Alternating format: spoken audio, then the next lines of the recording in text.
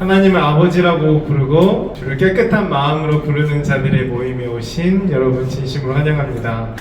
매일 똑같은 멘트지만 본질을 잃지 않는 예배를 위해서 제가 이 멘트를 하니까요, 다들 양해해 주시고 함께 해주셨으면 감사하겠습니다. 하나님께서 오늘도 충만한 은혜로 우리를 다스리실 줄 믿습니다. 제가 기도하고 시작하겠습니다. 하나님 아버지 감사합니다. 우리의 아버지가 되셔서 우리를 자녀 삼아 주시고 그 자녀 삼아 주신 그 사랑으로 하나님 지금도 우리를 인도하고 계신 줄 믿습니다. 하나님, 우리가 보이지 않는 하나님을 영으로 만나고 하나님, 그 영으로 만난 하나님을 믿음으로 믿고 나아가오니 하나님, 우리가 오직 이 세상에서 살아갈 때 주님만 의지하게 하시고 주님께 우리의 인생의 방향과 길을 묻고 나아갈 수 있도록 인도하여 주옵소서.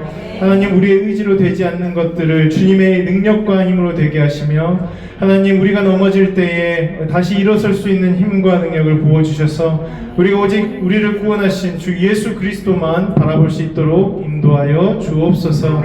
살아계신 예수님의 이름으로 기도합니다. 아멘. 지금 이 시간 우리의 아버지가 되셔서 우리를 자녀 삼아 주시고 그 충만한 사랑으로 인도하신 하나님을 찬양하며 나아가겠습니다. 아버지 사랑 내가 노래, 아버지 사랑 내가 노래, 아버지 은혜 내가 노래, 그 사랑 변함없으신 거짓없으신 성실하신 그 사랑 갈 때 꺾지 않으시고 상한 갈 때 꺾지 않으시 꺼져가는 등불 끄지 않는 꺼져가는 등불 끄지 않는 그 사랑 변함없으신 거짓없으신 성실하신 그 사랑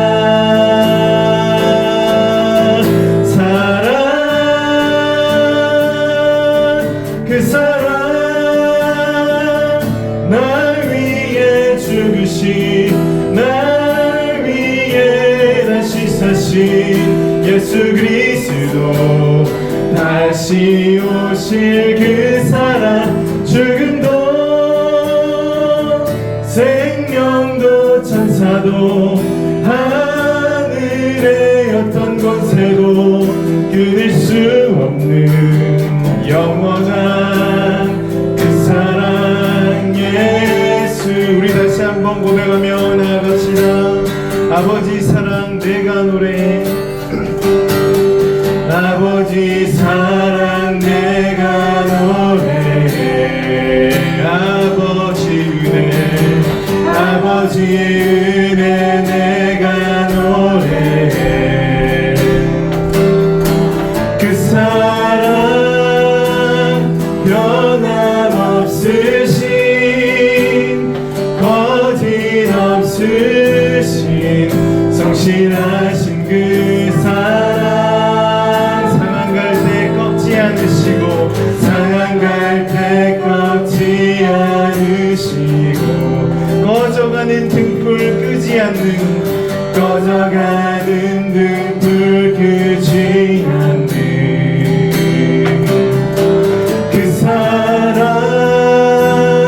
변함없으신 거짓없으신 성실하신 그 사랑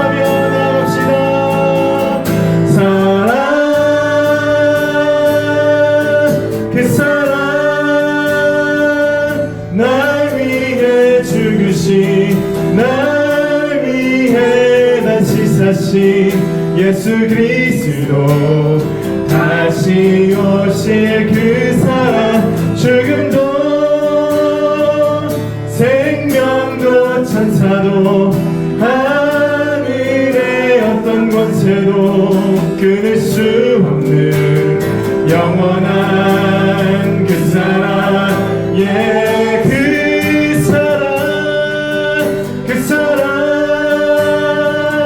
날 위해 죽으신 날 위해 다시 사신 예수 그리 우리 위해 죽으셨습니다. 죽음도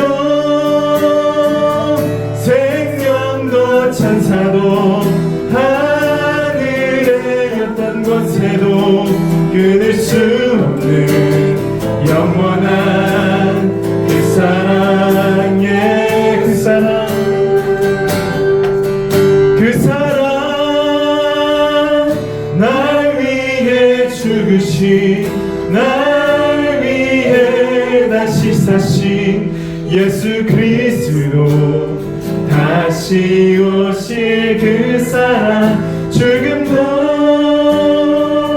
생명도 천사도 하늘의 어떤 권세도 끊을 수 없는 영원한 그 사랑 예수 영원한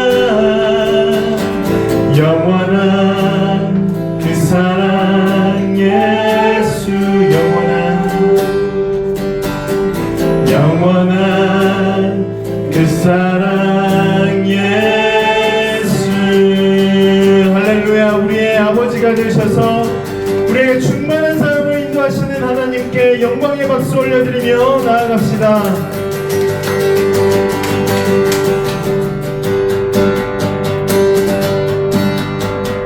지금 이 시간 찬양과 경배받기에 합당하신 주님을 힘차게 찬양하며 나아가겠습니다.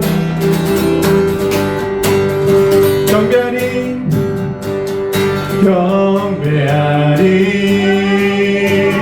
내 온 마음 다해 찬양하리 내 온 힘 다해 주 찾으리 나 사는 동안 주님의 길을 나 따라가리 경배하리 경배하리 내 온맘 다해 내 온맘 다해 찬양하리 내 온 힘 다해 주 찾으리 나 사는 동안 주님의 길을 나 따라가리 따라 주님만을 경배하리 주님만을 찬양하리 찬양받기 합당하신 존귀하신 주만 높이리. 우리 다시 한번 고백하며 나갑시다. 무릎 꿇고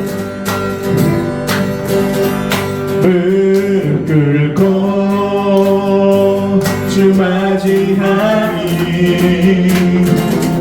내 모든 것 다 드리리 주를 향해 내 눈을 들고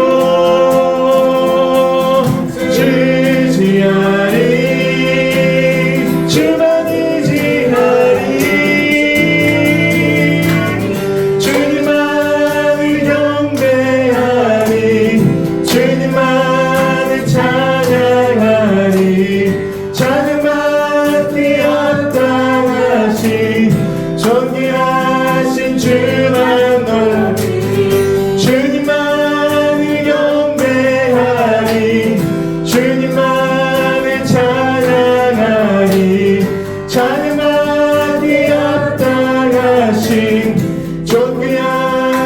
우리 다시 한번 무릎 꿇고 고백하며 나아갑시다.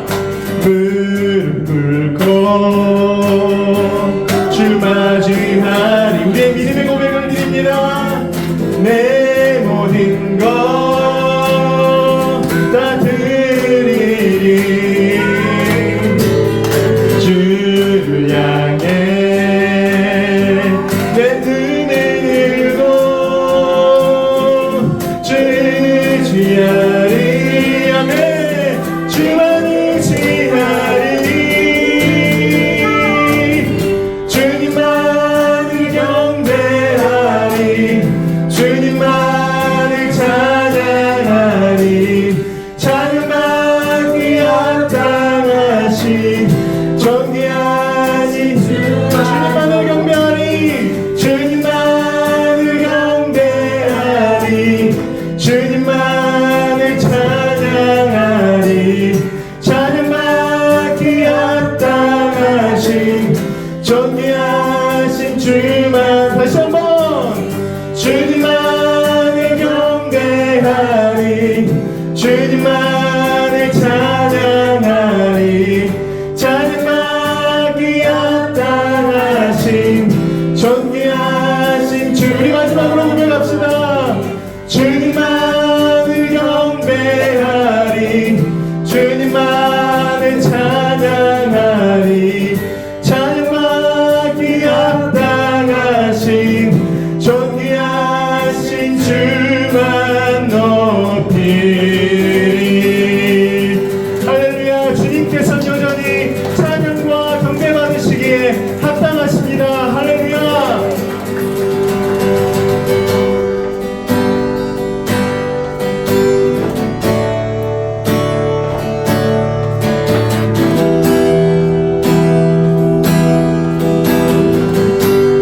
약할 때 강함 되시네. 약할 때 강함 되시네. 나의 보배가 되신 주. 주 나의 모든 것. 주 안에 있는 보물을 나는 포기할 수 없네. 주 나의 모든 것. 약할 때 강함 되시네. 약할 때 강함 되시네. 나의 보배가 되신 주. 주 나의 모든 것. 주 안에 있는 보물을 나는 포기할 수 없네. 주 나의 모든 것. 예수 어린 양. 예수 어린 양.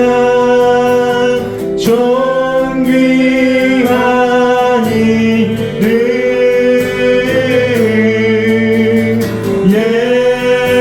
예수 어린 양. 존귀한 이 십자가 죄사 하셨네. 십자가 죄사하셨네. 주님의 이름 찬양해. 주 나의 모든 것. 쓰러진 나를 세우고 쓰러진 나를 세. 나의 빈잔을 채우네. 잔을 채우네. 주 나의 모든 것. 우리 고백하며 나아갑시다. 예수 어린 양. 예수 어린 양. 존귀한 이름. 예수 어린 양. 존귀한 이름. 예수 어린 양. 존귀한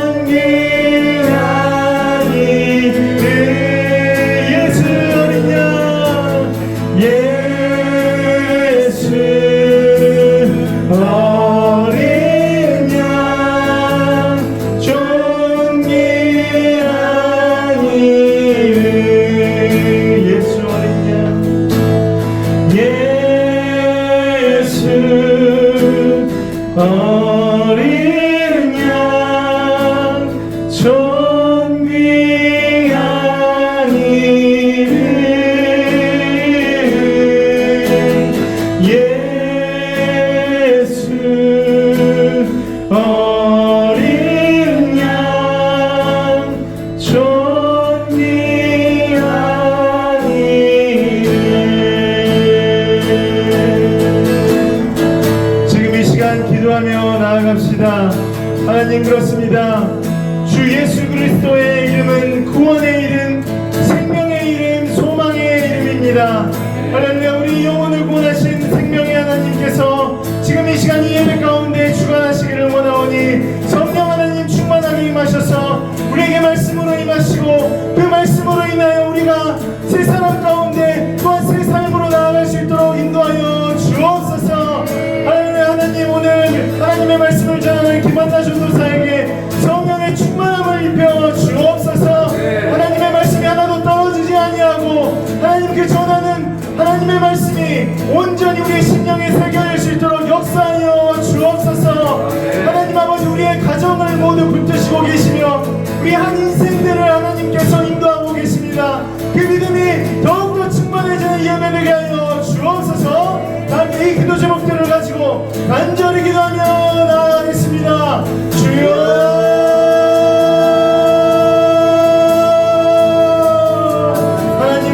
감사합니다. 오늘 성령 하나님께서 우리들을 돌보시고 우리들을 인도하실 줄을 믿습니다. 하나님, 영원한 동반자, 영원한 반석 예수 그리스도의 말씀으로 하나님 우리 인생의 길을 정확하게 알고 분별하며 나아가기를 원하오니 하나님 역사하시고 우리 마음에 아버지 깨달음을 주셔서 우리가 분명한 확신과 믿음 가운데 한 걸음 한 걸음 나아갈 수 있도록 인도하여 주옵소서.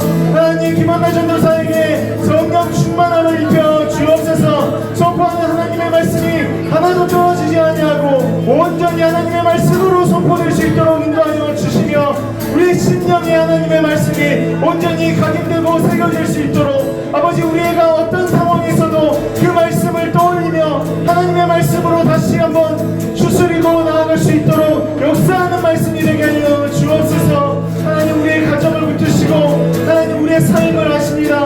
하나님의 말씀대로 행하지 아니하고 마음으로 고백하지 아니하는 것들을 이 시간 새롭게 하여 주시고 온전히 하나님의 사람으로 하나님의 사람의 고백을 하는 아버지 귀한 은혜가 있는 시간 되게 하여 주옵소서.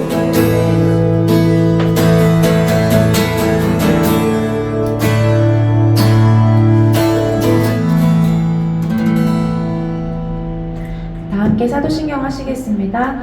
전능하사 천지를 만드신 하나님 아버지를 내가 믿사오며 그 외아들 우리 주 예수 그리스도를 믿사오니 이는 성령으로 잉태하사 동정녀 마리아에게 나시고 본디오 빌라도에게 고난을 받으사 십자가에 못 박혀 죽으시고 장사한 지 사흘 만에 죽은 자 가운데서 다시 살아나셨으며 하늘에 오르사 전능하신 하나님 우편에 앉아 계시다가 저리로서 산자와 죽은 자를 심판하러 오시리라. 성령을 믿사오며 거룩한 공회와 성도가 서로 교통하는 것과 죄를 사하여 주시는 것과 몸이 다시 사는 것과 영원히 사는 것을 믿사옵나이다. 아멘. 네, 오늘 함께 보실 말씀은 요나서 1장 2절에서 3절입니다. 요나 세 번째 시간인데요. 오늘 함께 보실 말씀은 요나서 1장 2절에서 3절입니다. 요나서 1장 2절에서 3절입니다. 네, 찾으셨으면 함께 합독하도록 하겠습니다. 너는 일어나 저 큰 성은 니느웨로 가서 그것을 향하여 외치라. 그 악독이 내 앞에 상달되었습니다 하시니라. 그러나 요나가 여호와의 얼굴을 피하려고 일어나 다시스로 도망하려 하여 욥바로 내려갔더니 마침 다시스로 가는 배를 만난지라. 여호와의 얼굴을 피하여 그들과 함께 다시스로 가려고 배석을 주고 배에 올랐더라. 네, 제가 기도하겠습니다. 사랑하는 주님 아버지, 오늘도 주께서 주의 날을 창조하시고 주께서 지으신 주의 백성들이 이곳에 모여 주께 예배하게 하심에 깊은 감사를 드립니다. 아버지 하나님, 우리가 삶 가운데서 주님 외에 경배하였던 것들, 그리고 주님 외에 의지하였던 것들, 이 자리에서 우리가 주께 회개하길 원합니다. 아버지 하나님, 우리가 오직 경배하고 의지할 것은 주님밖에 없음을 계속해서 기억하여 고백하고 또 그에 합당한 삶을 살아내는 우리 모두가 될 수 있도록 인도하여 주시옵소서. 아버지, 오늘 말씀을 통하여서 말씀하시는 하나님을 보기를 원합니다. 아버지 하나님, 이 말씀이 우리 삶 가운데 이뤄짐을 계속해서 보며 나아갈 수 있도록 주께서 인도하시고 크신 은혜를 우리 삶 가운데 베풀어 주시옵소서. 살아계신 우리 주 예수 그리스도 이름으로 기도했습니다. 아멘. 네, 여러분, 저번 주는 저희가 요나 두 번째 시간에 요나서 1장 1절에서 2절을 통해 여호와의 말씀에 대해 배웠죠. 이 다바르 이 여호와의 말씀이 데바르 아도나이인데요.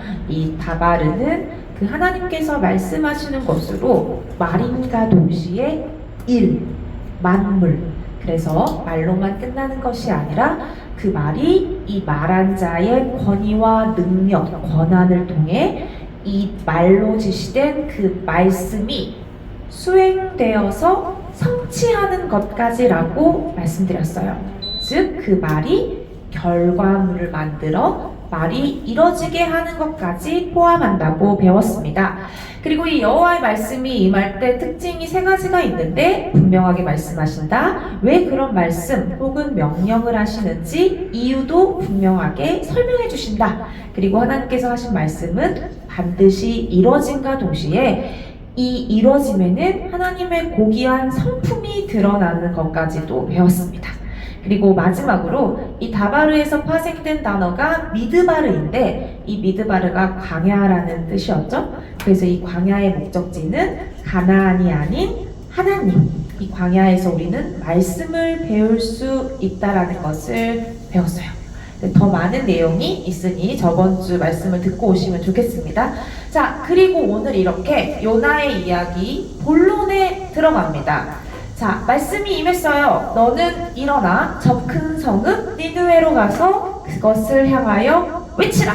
근데 이 말씀이 임한 이유가 무엇 때문인지 아주 친절하게 설명되어 있죠. 왜냐하면 바로 니느웨 백성의 악독이 이 하나님 앞에 상달되었기 때문이라고 말하고 있는데요. 이 상달되었다라는 표현이 오늘 본문이 아닌 출애굽기에도 나옵니다. 어디에 나오냐면 이 출애굽 전에 이스라엘 자손의 고단 노동으로 인해서 이 부르짖음이 상달되었다라고 말하는 장면이 성경에 또 있어요. 근데 이 고통의 부르짖음이 그 기간이 얼마였냐면 430년이거든요. 이 이스라엘 백성들이 노예가 되어서 노동을 하는 그 고통의 부르짖음, 그 부르짖음이 430년 동안 지속되다가 이것이 상달되어서 출애굽을 하게 되죠. 또 어떤 장면에서 이 상달되었다라는 이야기가 나오냐면 이 사울을 왕으로 삼으실 때 있잖아요. 이 이스라엘 백성이 왕이 없어서 우리가 너무 고통스럽습니다. 이 백성의 부르짖음이 상달되어서 그들을 돌보시려고 왕을 삼는다는 데에서 또 상달되다가 나와요. 이 백성들의 부르짖음은 기간이 어떠했냐면 340년이에요.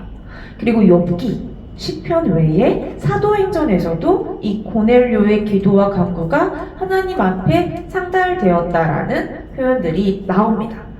이 상달되었다라는 뜻은 윗사람에게 말이나 글로 여쭈어 알려지다 라는 뜻이거든요.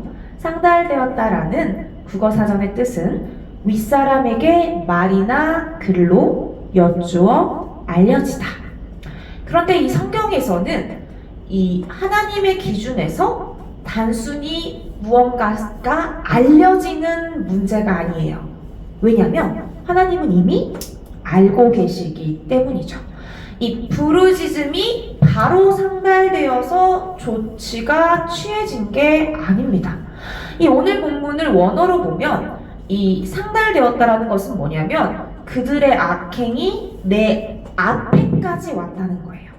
그리고 다른 어떤 번역에서는 원어를 그대로 번역한 것을 혹은 내 얼굴에까지 왔다라고 번역할 수 있습니다. 이는 이 악독이 아주 오랜 시간 동안 쌓여져 왔다는 건데요. 이 높고 높은 그 하나님께서 거하시는 그 보좌까지 이 악독이 쌓인 거예요. 이 하나님의 얼굴 앞까지 쌓인 것입니다. 이들의 악독이 10년 혹은 100년 아니면 이 니느웨 백성들이 나기 시작하면서일지도 모르겠습니다. 이 기록에 보면 이 아수르 제국은 이 니느웨 백성, 니느웨는 아수르의 수도거든요. 그래서 이 아수르 제국은 기원전 14세기부터 이 7세기까지 약 700여 년간 이 고대 근동 지방의 최강사로 군림하였다고 나와 있어요. 700년을 가장 막강한 나라로 있었던 거예요. 그런데 이 아수르 제국에서 아수르 나스르팔 2세가 있을 때, 그때가 이제 기원전 883년에서 859년 때인데요. 이 왕 때부터 무자비한 정복 전쟁을 시작하여서 이 많은 나라들을 정복하고 또 조공을 받으며 이 정복한 나라들을 억압했다라고 합니다. 이 정복한 나라에는 경제적 수탈을 가했고요. 이 굴복을 거부한 나라에는 잔인한 군사적 보복을 감행했다라고 해요. 대개 이 요나가 아수르의 회개를 원치 않았던 이유를 마치 일본에게 압제를 당한 한국인의 신경처럼 이 북이스라엘을 정복하여서 동족을 괴롭힌 족속인 이 아수르에 대한 민족적 감정 때문이라고들 얘기하거든요. 그리고 이제 이 요나는 그 민족주의 성향이 강했기 때문에 구원은 바로 이스라엘에게만 임한다, 이런 생각이 있었을 수도 있지만 역사적 배경 안에서 이 아수르가 잔인하게 북이스라엘 사람들을 괴롭혔기 때문이라고 이야기해요. 근데 찾아보니까 이 실제로 북이스라엘이 아수르의 속국이 되고 그때 당시 이 사마리아인들을 막 이주시키면서 민족 혼합 정책도 펼치거든요, 이 아수르가. 근데 그 시기는 요나의 사역 이후였더라고요.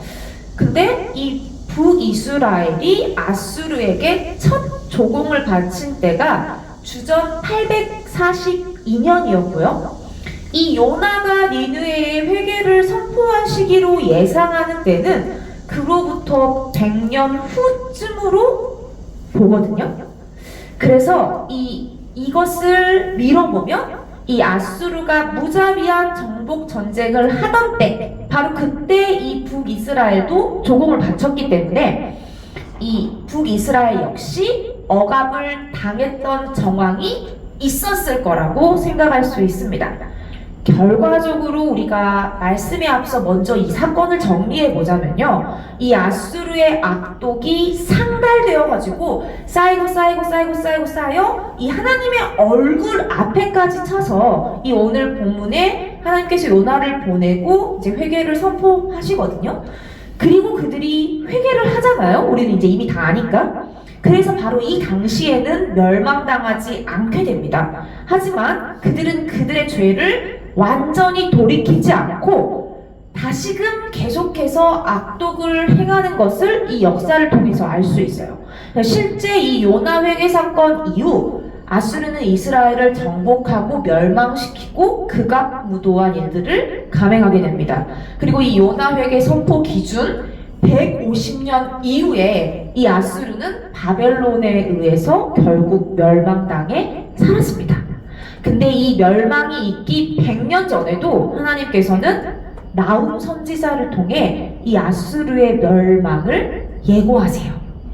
자, 여러분, 이 그들의 악독이 상달되어서 이 오늘 본문에 이르기까지, 그리고 요나 사건 이후 또 150년 이후에 멸망했다는 것, 근데 그 멸망 전에도 나훔 선지자를 통해서 경고가 있었다는 것을 통해 우리는 이 오랜 기간 동안 하나님께서는 이들을 바로 심판하신 게 아니라 길이 참으셨다라는 사실을 알고 가야 할 것입니다.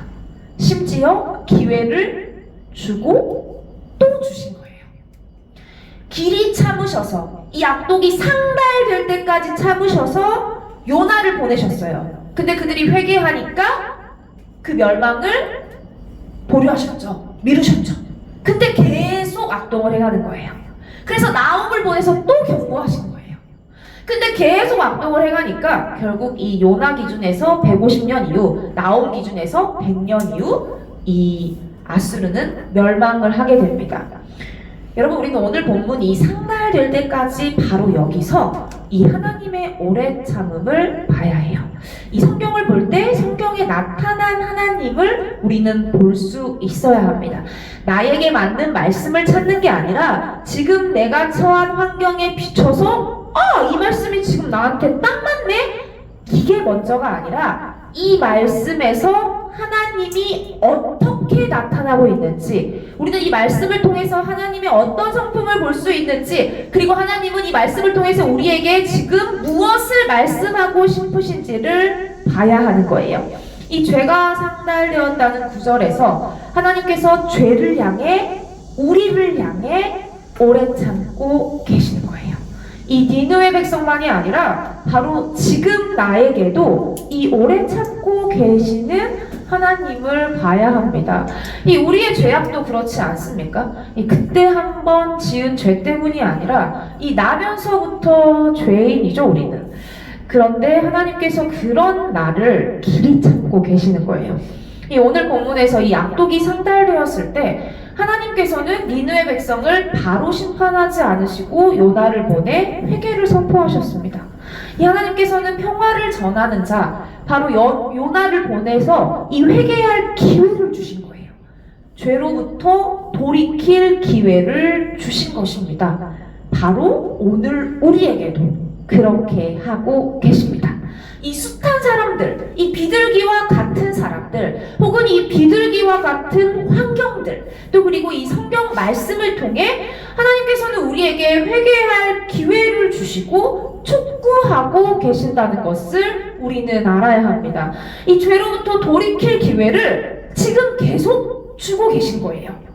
그냥 우리를 이렇게 두신다고 해서 결코 괜찮은 것이 아닙니다. 이 하나님의 자비가 풍성하셔서 여태 길이 참고 계신 것이지, 이 하나님의 목적은 우리가 돌이키는 것에 있다라는 것을 잊으면 안 될 것입니다.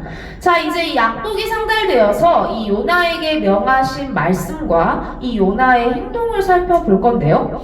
이 요나서는 요나가 겪은 일을 요나가 기록한 것으로 저희가 보고 있잖아요. 그래서 이 요나서를 가장 잘 이해하려면 이제 성령의 도우심과 함께 우리가 이 요나가 한번 되어보야 할 것입니다. 이 내가 겪은 일을 내가 쓰는 것처럼 생각하고 읽어보면 이 요나에게 말씀이 임했을 때 요나는 어떻게 반응을 했고 왜 이렇게 반응을 했는지 내가 요나가 되어본다면 더 이해하기가 좋겠죠. 자, 오늘 이 요나에게 임한 말씀에는 행동지침이 3가지가 있어요. 즉 동사가 3가지가 있는데 이 임한 말씀이 뭐였죠? 너는 일어나, 그쵸, 저 큰 성읍 니느웨로 가서 그것을 향하여 외치라. 자, 첫 번째 동사입니다. 일어나라는 거예요. 너는 일어나. 자, 일어나라고 명령한다는 것은 머물러 있다라는 것이죠. 그렇다면 이 일어나라는 명령은 머물러 있지 말고 일어나라. 자, 하나님께서 일어나라고 하셨어요. 하나님께서 세워주신 것입니다. 하나님께서 세워주실 때, 즉 일어나라고 명하실 때는 설 수 있는 자에게 일어나라고 명령하시겠죠? 즉 하나님께서는 설 수 있는 자를 세우신다는 것입니다. 우리는 하나님께 내게 말씀하셔서 내가 듣겠나이다 라는 고백을 합니다. 특히나 이 하나님의 뜻을 묻는 많은 기독교인들을 우리가 볼 수 있죠. 우리도 그렇고요. 저도 이제 숱한 상담이나 어떤 관계 안에서 하나님의 뜻이 뭘까 이제 고민하는 청년들과 많은 성도님들을 만났었는데요. 이 하나님의 뜻을 묻는 이 그리스도인들의 숙명에 한 가지 오류가 뭐냐면, 우리는 하나님의 뜻을 궁금하고 알고 싶다고 하면서 내가 하나님의 말씀을 들을 수 있는지에 대해서는 고민하지 않는다는 사실이에요. 하나님은 충분히 말씀을 하고 계시는데 내가 그 말씀을 못 알아들을 수도 있는 것이죠. 제가 이런 많은 이야기를 하다가 이런 생각이 든 거예요. 막 대화를 하고 있는데 벨소리가 막 울렸어요. 벨이 울렸는데 그 핸드폰 주인이 본인 벨소리를 몰랐던 거예요. 그래서 다른 사람들 전화가 오는데 누군가가 받아야 되는데 응답을 해야 되는데 액션을 취해야 되는데 정작 그 주인은 자기 핸드폰이 울리는 걸 모르고 있었던 거죠. 저는 이런 생각이 들었어요.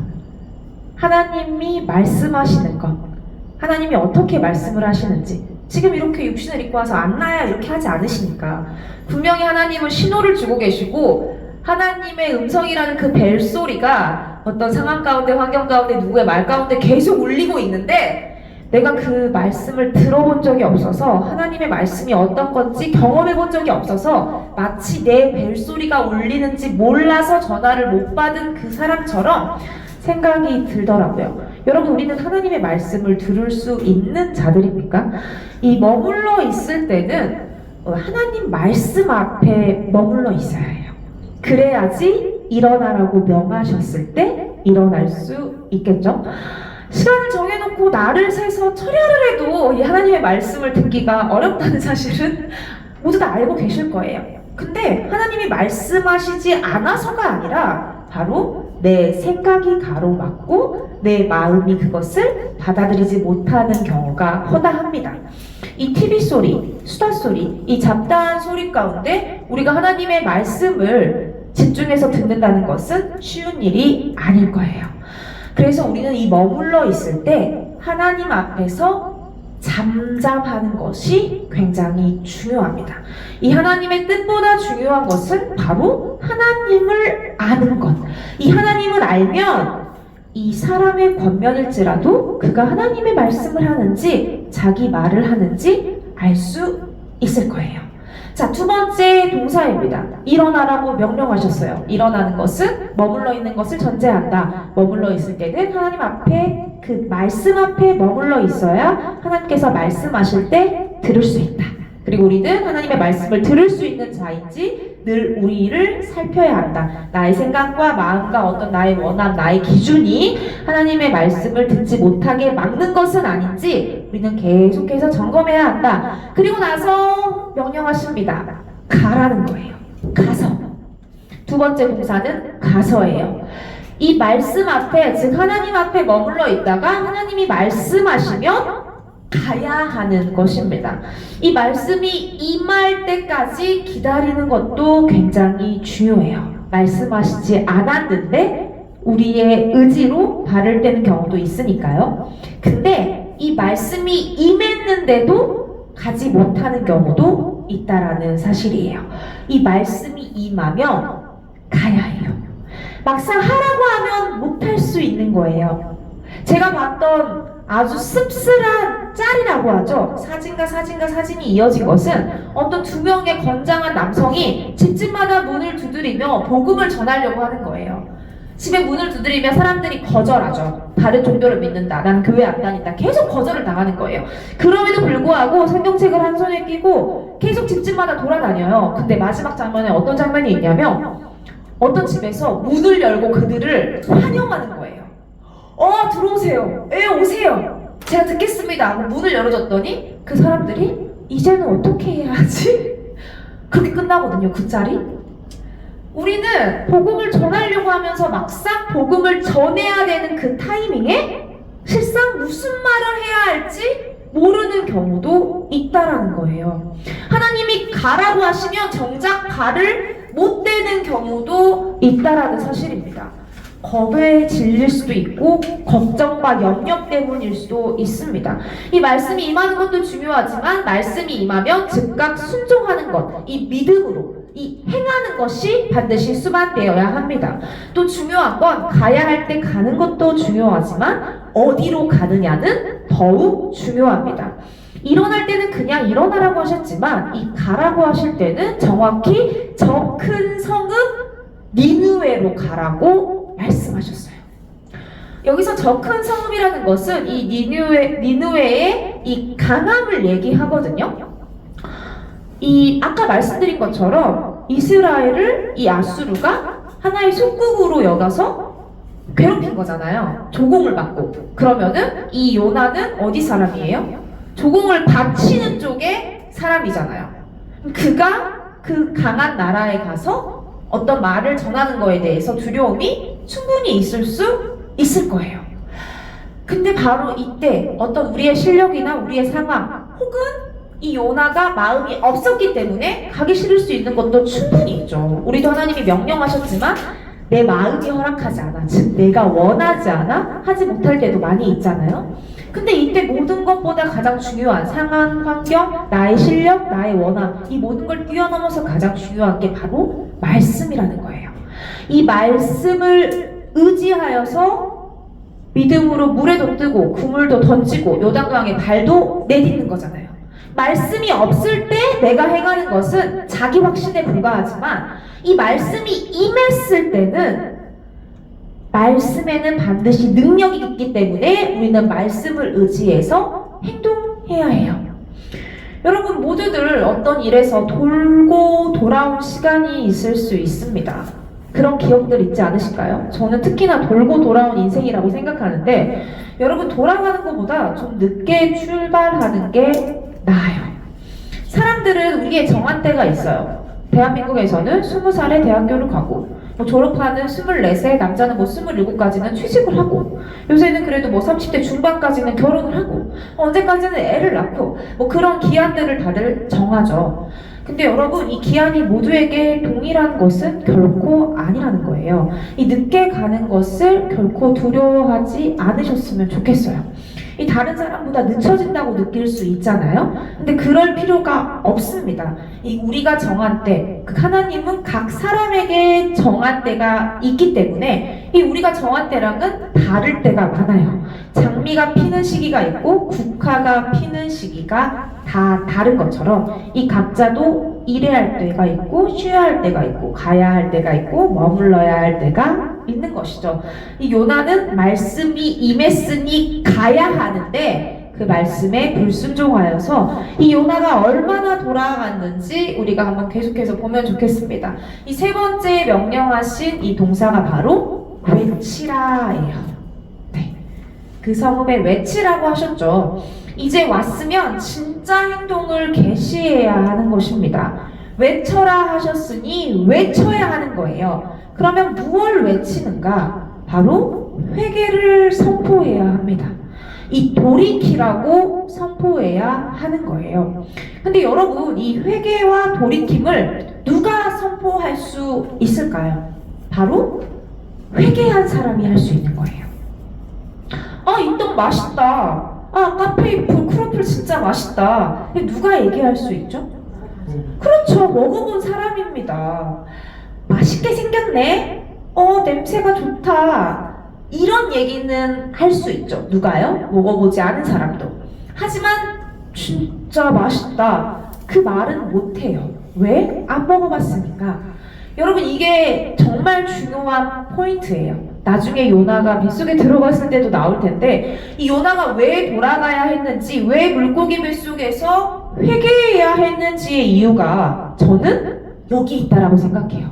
이 요나의 마음이 동의되지 않아서 상황, 환경 모든 것도 맞는데 근본적인 것은 이 돌이키라는 명령은 돌이켜본 사람이 할 수 있잖아요.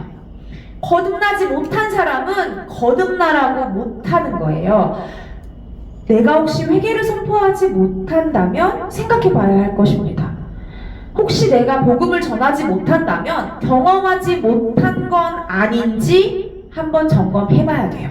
물론 말하는 게 어려워서 내 마음은 굴뚝 같지만 나는 성향상 말하는 게 힘들어서 그런 경우도 있죠. 그때 중요한 것은 이미 회개해본 사람은, 이미 중생을 경험한 사람은 옆에서 해라 마라 할 필요가 사실은 없다는 걸 우리가 너무 잘 알고 있잖아요. 이 복음은 빚진 자의 심정으로 살아가기 때문에 누가 빚을 갚으라 해서 갚는 게 아니라 내가 빚을 못 갚으면 죽을 것 같아서 갚잖아요. 복음을 전할 수밖에 없는 거예요.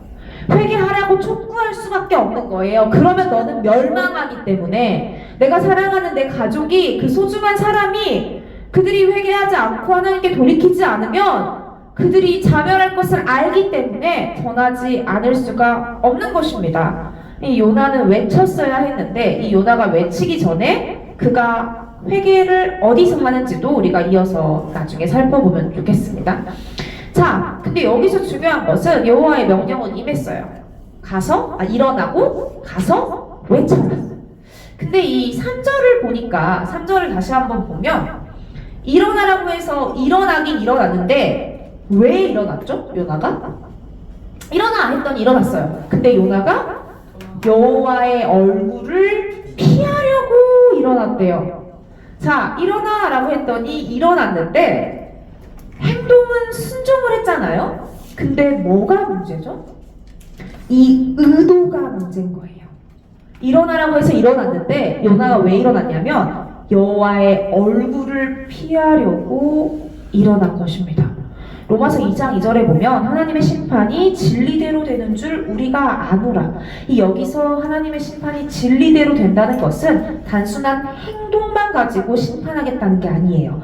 이 마음과 그 마음의 그 행동의 의도 그리고 그의 생각, 동기까지 살펴서 심판하신다는 것입니다. 이 세상 재판관은 행동을 보고 심판하죠. 증거가 있어야 심판하는 거예요. 그의 마음이 그러했는지 그러하지 않았는지 그것은 확인할 수 없기 때문에 마음 가지고 심판할 수는 없는 것이죠. 이 행동은 순종한 것처럼 보이지만 사실 요나는 다시스로 가는 게 범죄했던 게 아니라 이 요나는 일어나는가 동시에 죄를 범한 거예요. 일어나는가 동시에 그 의도가 하나님의 얼굴을 피하려고 그 결심했기 때문에 다시스로 가는 게 불순종이 아니라 바로 일어나면서 이미 불순종을 한 것입니다. 예레미야 17장 10절에 보면 나 여호와는 심장을 살피며 폐부를 시험하고 사무엘상 16장 7절에 보면 사람은 외모를 보거니와 나 여호와는 중심을 보느니라 라는 말씀들이 기록되어 있습니다. 여러분 겉으로 보기에 다 순종하는 것 같은 사람들이 있어요. 성가대도 하고 봉사도 많이 하고 누구보다 교회에서 열심히 하는 것 같은데 근데 신앙이 성숙되지 않을 수도 있는 거예요. 저만 봐도 겉으로는 하는 것 같은데 사실 내 마음이 그게 아닐 때가 굉장히 많습니다. 이 보이지 않는 것, 즉 마음과 동기가 정말 구원받은 감격으로 하나님께 마땅한 충성과 순종을 올려드리는 것을 기뻐하지 못하면 하는 것 같은데 기쁘지 않아요. 일은 이루어지는데 근데 이 신앙의 성숙, 이 인격의 성숙, 그리고 이 영의 성장은 없는 것입니다. 이 내 마음의 중심과 동기를 항상 살펴야 해요. 그래서 이 성경에서는 무릇 지킬 것이 다른 것이 아닌 바로 우리의 마음이라고 이야기하고 있습니다. 여러분 결과물이 나온다고 해서 다 된 게 아닐 수 있어요. 그 과정에서 죄를 지을 수 있는 것입니다. 이 눈에 보이는 것만 보고는 결코 알 수 없는 거예요. 그러니까 교인 수가 많아지면 이 하나님이 은혜를 주시고 성공한 거라고 볼 수 있을까요? 그러면 교인 수가 많아지지 않은 교회는 그 교회 하나님은 뭐 죽으셨나요? 그럴 수 없잖아요. 근데 우리 사람은 이 결과물에 집착을 한다는 것입니다. 이 눈에 보이는 것으로 결정 지으려는 생각을 우리는 조심해야 해요. 결과는 있지만 열매는 없을 수 있기 때문입니다. 일은 됐어요. 근데 그 일에 참여한 사람들이 불평만 남는 거예요. 일은 됐는데 다 불만이에요, 사실. 그러면 그곳에는 성령의 열매가 아니라 불평의 열매만 남는 것이죠. 일은 결과를 맺었거든요. 근데 결론적으로 그 일이 열매를 맺는 건 아닌 거예요. 교회가 번영은 할 수 있습니다. 근데 그 교회 안에 이 하나님의 형상을 닮은 이 인격체들의 변화는 전혀 없을 수도 있어요. 성도들 혹은 사역자들이라고 해도 정말 열심히 헌신하고 수고하고 일하는데 이 하나님의 영광이 아닌 자신의 영광을 세우는 일도 허다합니다. 여러분, 하나님께서 하시는 일에는 이 눈에 보이는 결과, 어떤 일의 크기가 아니라 바로 이 하나님의 백성들의 변화와 성숙에 있다라는 것을 우리가 알아야 합니다. 이 요나는 일어나라는 말씀에 일어났어요. 근데 그 목적은 여호와의 얼굴을 피하려고 일어났습니다. 이 니느웨로 가라고 했더니 아니나 다를까 다시스로 도망하려 했다는 거예요. 이 마음으로 하나님의 뜻을 따르지 않으니까 결국 행동으로도 불순종하게 될 것입니다. 이 선지자인 요나가 하나님의 말씀을 어긴 거예요. 근데 여기서 흥미로운 것은 보통 우리가 생각하기에 만약에 우리가 하나님의 말씀을 어기려고 한다, 하나님의 뜻을 거스르려고 한다, 그러면 막 길이 다 막힐 것 같잖아요. 하나님의 뜻이 아니니까. 물론 그런 경우도 많이 있습니다. 이 바울은 계속 로마에 가려고 했는데 막힘이 있었잖아요. 하나님이 하나님의 뜻에 따라서 그렇게 하신 것이죠. 근데 항상 그런 것만도 아니라는 거예요. 그러니까 일이 잘 풀린다고 해서 무조건 하나님 뜻, 일이 막힌다고 해서 하나님의 뜻이 아닌 게 아니라는 거죠. 이 요나가 다시스로 도망하려고 요바로 내려갔더니 이 성경에 뭐라고 나오냐면 마침 다시스로 가는 배를 만났다는 거예요. 요나는 하나님의 말씀을 떠나서 다시스로 가려고 했는데 마침 다시스로 가는 배가 딱 있어요. 그러면 하나님도 내가 다시스로 가는 거를 사실은 괜찮은 거 아니야? 원하신 거 아니야? 우리 그런 생각 하잖아요. 근데 여러분, 이 다시스는 이 이스라엘의 유일한 자연 항구였던 요바에서 4,000km가 떨어진 곳이거든요. 근데 그 당시에 이 4,000km가 떨어진 곳으로 가는 배가 얼마에 한 번씩이나 있었을까요? 아마 며칠도 아니고 몇 달에나 한 번 있었을 거예요. 근데 그 배가 마침 있는 거예요. 내가 다시스로 가려고 했더니. 하나님도 사실 입에 타라는 거 아니야? 이 하나님의 뜻이 아니더라도 환경이 기가 막히게 맞을 때가 있어요. 하나님의 뜻이라고 늘 성령이 이 강하게 뭔가를 막으시거나 길을 내시거나 그런 게 절대 아닙니다. 여러분, 기간이 딱 들어맞을 때도 있어요. 비용이? 딱 맞네? 근데 아닐 수도 있다는 거예요. 이 아무리 기가 막힌 타이밍에 일이 일사천리로 진행되더라도 우리는 우리의 잘못된 생각과 판단일 수 있기 때문에 항상 우리의 행동의 근거는 말씀이 돼야 되는 거예요. 보이는 것, 환경만 보고 판단하면 결코 안 되는 것입니다. 그래서 우리는 말씀을 잘 들어야 하고 이 말씀이 확실히 임할 때까지 기다려야 하는 것입니다. 인내하면서 계속 기도해야 하는 거예요. 빨리 그걸 이뤄달라고가 아니라 내 생각을 비우고 내 마음을 비우고 하나님께서 말씀하실 때 그 분명한 말씀을 이 만물을 통해 바로 알게 해달라고. 그래서 하나님의 말씀이 분명히 임하면 행하게 해달라고 그를 위해서 우리가 기도하는 것입니다. 혹은 오늘 요나처럼 이 말씀이 분명하게 임했는데도 내가 원하지 않아서 혹은 두려워서 그 말씀을 저버리고 가는 상황도 생길 수 있습니다. 그랬는데도 그 길이 평탄하고 딱 맞아 떨어지는 것 같을 수 있죠.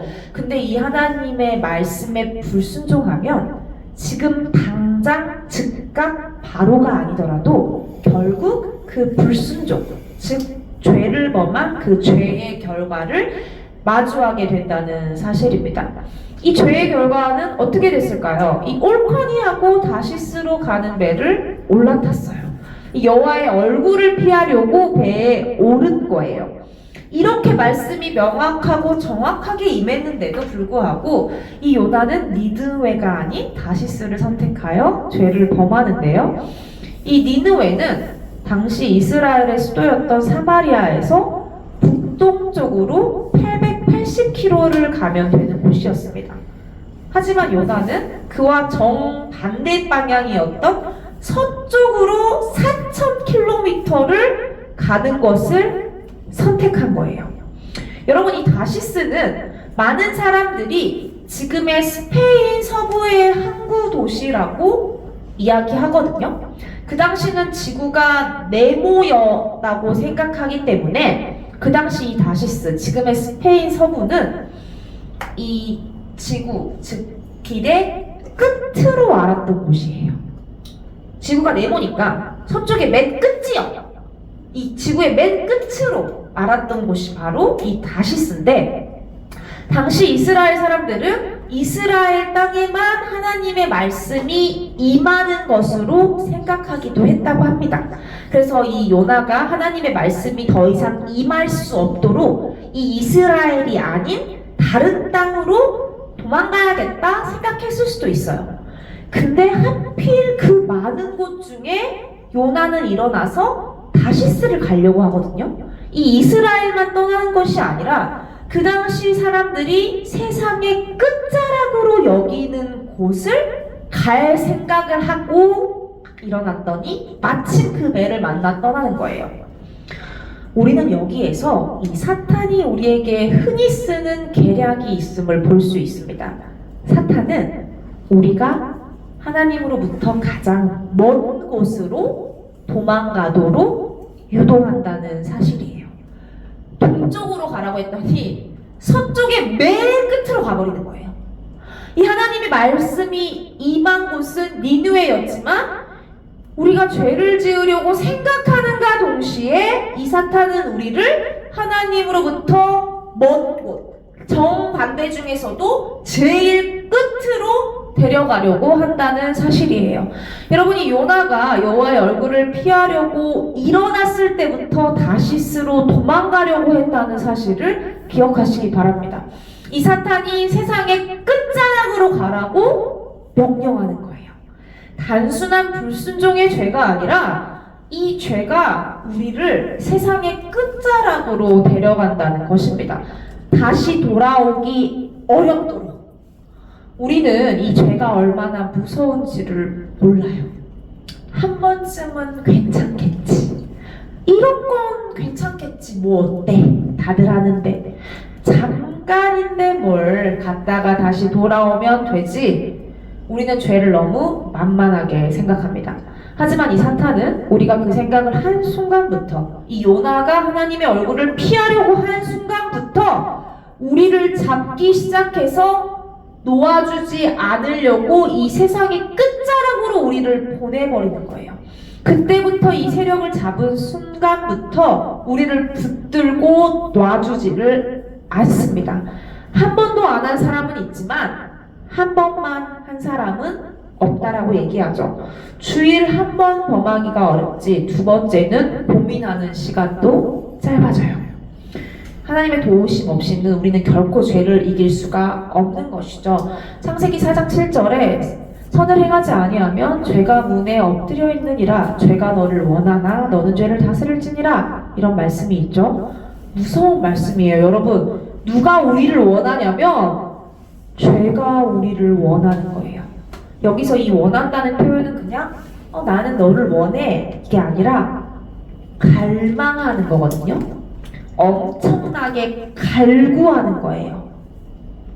제가 사랑의 언어가 인정하는 말이고 스킨십이어가지고 우리 남편을 하루에도 그냥 놔두질 않아요. 같이 있으니까 계속 남편한테 사랑을 고백하고 애정 표현을 계속해요. 물론 생활에 지장을 줄 정도로 하면 안 되겠지만 이게 사랑이 있는 사람들의 어떤 행태일 수 있잖아요. 상황에 따라서.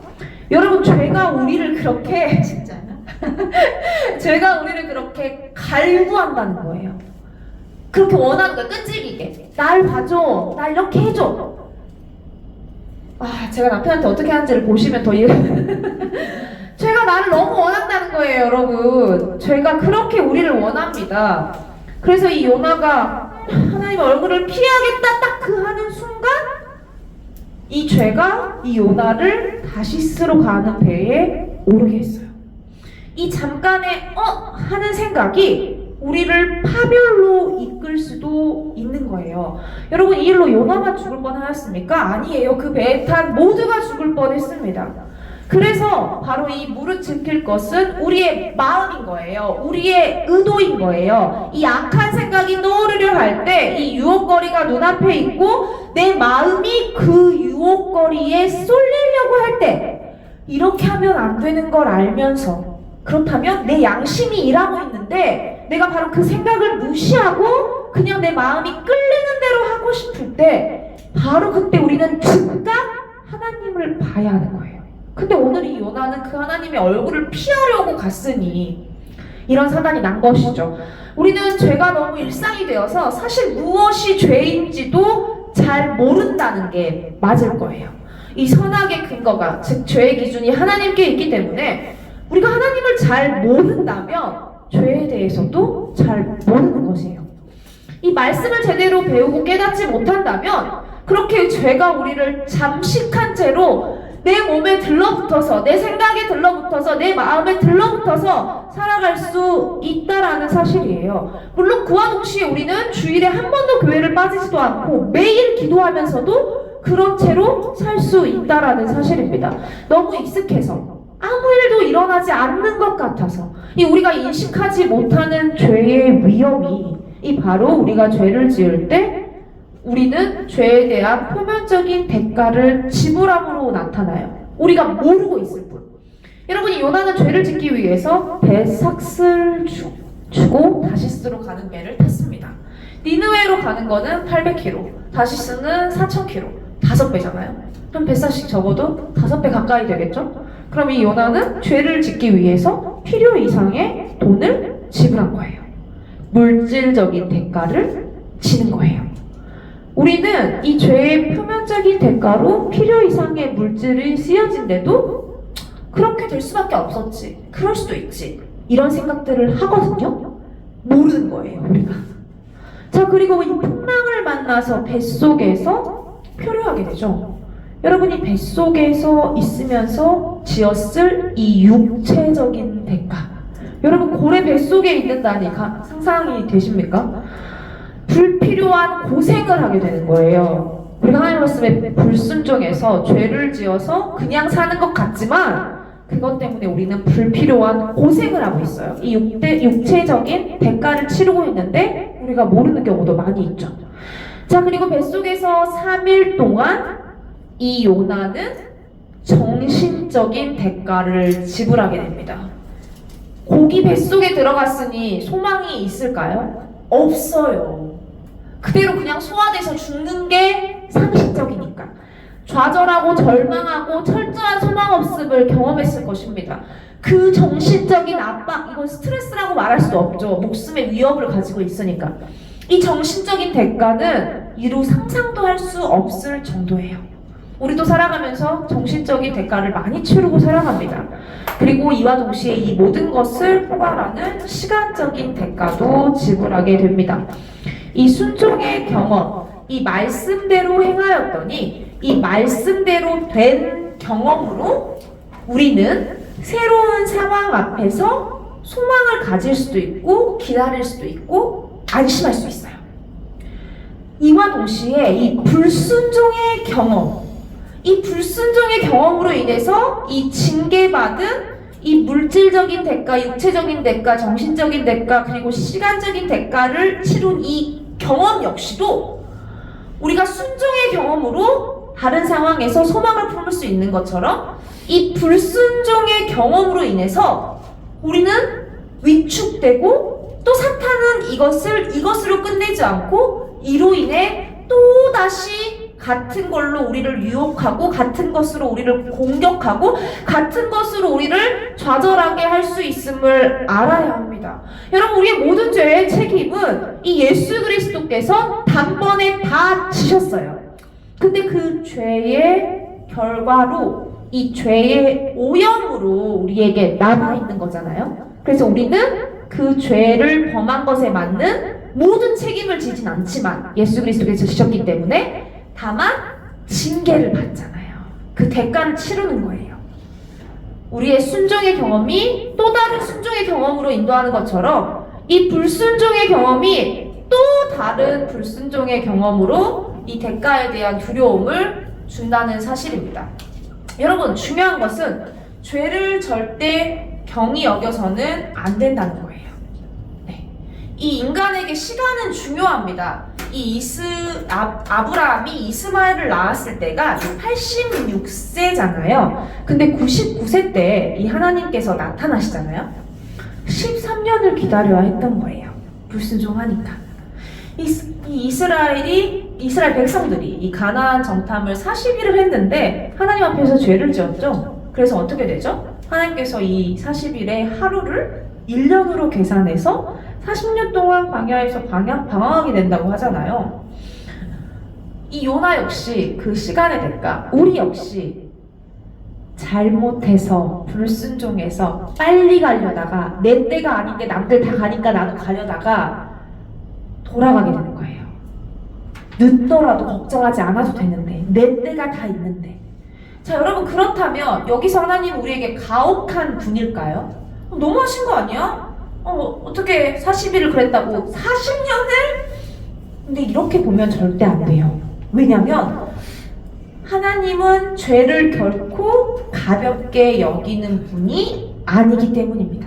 이 하나님께서 죄를 중히 여기신다는 것을 우리는 알아야 해요. 하나님은 사랑과 인애의 하나님이셔서 결국에는 용서하시지만 이 부분은 하나님의 사랑과 인애와 자비의 문제가 아니라 하나님의 공의의 문제이기 때문에 우리를 사하시고 다시 복 주시고 자비를 베푸실 수 있지만 이 공의 때문에 죄를 그냥 두실 수가 없는 것이죠.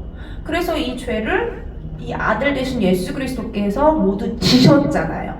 하지만 우리에게도 그 죄에 대한 징계가 남을 수 있다는 거예요. 그럼에도 불구하고 이 징계가 은혜인 이유는요, 이 죄를 지은 만큼 징계를 하시진 않기 때문이에요. 여러분, 우리가 죄를 지은 만큼 징계를 받았다면 지금 여기에서 사지 멀쩡할 사람은 아무도 없을 거예요.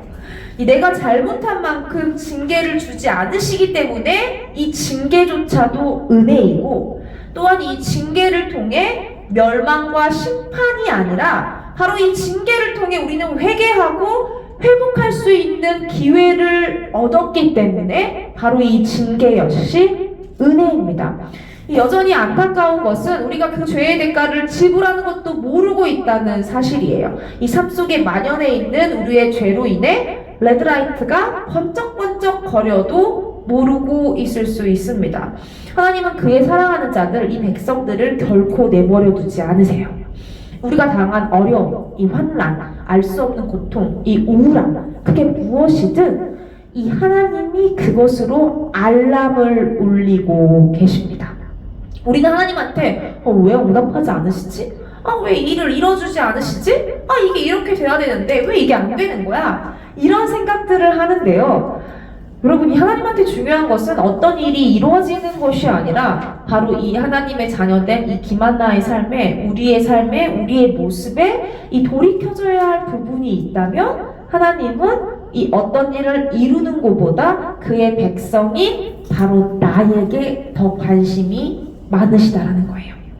그렇다고 제가 몸이 건강하지 않고 아프니까, 사업이 자꾸 막히니까, 무슨 죄 있는 거 아니야? 죄 지은 거 아니야? 나 몰래 죄 짓고 있는 거 아니야? 지금 그런 말이 아니에요. 아픈 사람들은 그럼 다 죄 지어서 그런 말이 아니에요.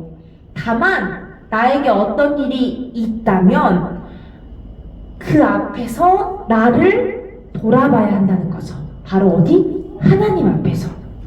여러분, 하나님은 결코 죄를 경히 여기지 않으세요.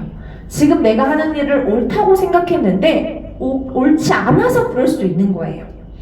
그리고 어떤 막힌 고난, 혼란이 임했을 때 우리는 그것들을 통해서 나를 돌아볼 수 있는 기회를 얻는 것이죠. 이 요나서 같은 경우는 명백한 불순종이라는 범죄가 원인이었어요. 이 죄악이 심히 무거운 거예요. 이 하나님이 보내시는 알람이 이렇게 크게 울려대는데, 지금 요나한테 울려대는데, 근데 이 요나도 모르고 있고 왜 우리도 모르는지는 우리가 다음 시간에 이어진 구절을 통해서 답을 찾아볼 건데요. 그래서 오늘 말씀의 결론입니다.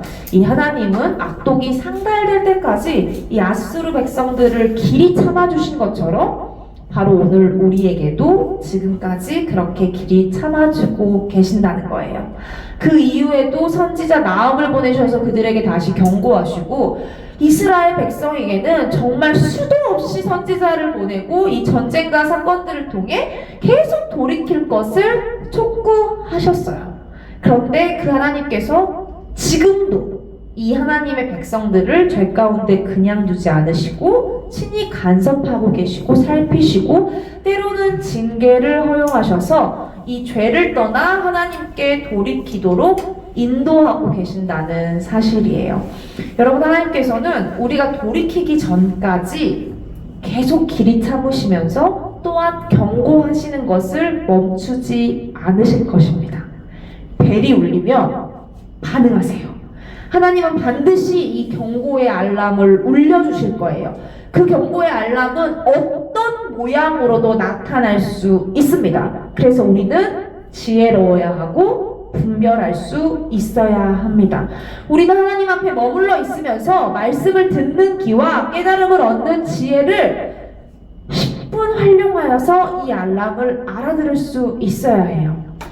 여러분, 또한 우리는 우리의 행동이 이 말씀을 따르는 것 같을지라도 이 마음이 벗어난 순간 이 죄가 된다는 사실을 기억해야 합니다. 그리고 바로 그 순간 이 죄는 우리를 하나님으로부터 멀어지게 하는 가장 끝으로 데려갈 수 있다는 사실도 기억해야 합니다. 그래서 결국 우리가 타면 안 되는 배를 타는 것처럼 우리는 있어서는 안 될 자리에 있을 수 있고 해서는 안 될 행동을 하고 있게 될지도 몰라요. 이 사탄은 끈질기게 우리를 놓아주지 않으려고 집요하게 우리를 공격하고 우리를 유혹할 것입니다. 여러분, 우리는 이 죄의 대가로 물질적, 시간적, 육체적, 정신적 대가를 치를 수 있음을 인지하고 우리는 즉시 돌이켜 하나님께로 이 말씀으로 돌아가야 합니다. 히브리서 4장 16절에 그러므로 우리는 긍휼하심을 받고 때를 따라 돕는 은혜를 얻기 위하여 은혜의 보좌 앞에 담대히 나아갈 것이니라. 아멘. 이런 말씀이 있어요. 징계를 당하는 것도 은혜임을 명심하시기를 바랍니다. 여러분, 하나님의 백성 중 지은 죄만큼 벌받은 사람은 한 명도 없어요. 그리고 이 징계를 통해, 이 경고의 알람을 통해 우리는 긍휼하심을 받아서 결국 은혜를 얻게 될 것입니다. 이 하나님의 말씀은 우리를 은혜의 보좌로 이끌어 줄 것입니다. 여러분, 하나님의 말씀이 임하면 일어서 명하신 곳으로 가서 그 명하신 것을 행하는 우리가 되기를 소망해요. 그래서 이 우리의 인생이 무의미하고 바람에 흩날려 없어져 버리는 것 같은 인생이 아니라 이 하나님의 영원에 참여되는 인생으로 이 하나님의 말씀이 이루어지는 그 역사의 현장이 되는 그 인생들이기를 축복합니다. 제가 기도하겠습니다. 사랑하는 주님, 아버지, 오늘 이 요나서 말씀을 통하여서 하나님께서 어떻게 우리를 향해 길이 참고 계시는지에 대해서 배웠습니다. 아버지, 하나님께서는 우리를 그냥 두지 않으시고 계속해서 다방면으로 모든 걸 사용하셔서 우리에게 알람을 울리고 계시니 우리가 그 알람에 반응하고 그것들을 바로 알 수 있는 하나님의 음성과 하나님의 일하심에 익숙한 자들이 될 수 있도록 우리를 친히 가르치시고 인도하여 주시옵소서. 아버지 하나님, 우리가 의지할 것도 경배할 것도 우리 주 하나님밖에 없음을 계속해서 고백하게 하시고 이 삶 가운데서 하나님의 말씀에 잘 순종하여서 순종의 열매를 맺는 우리와 우리의 가정과 이 교회와 이 지역이 될 수 있도록 은혜 베풀어 주시옵소서. 살아계신 우리 주 예수 그리스도 이름으로 기도했습니다. 아멘.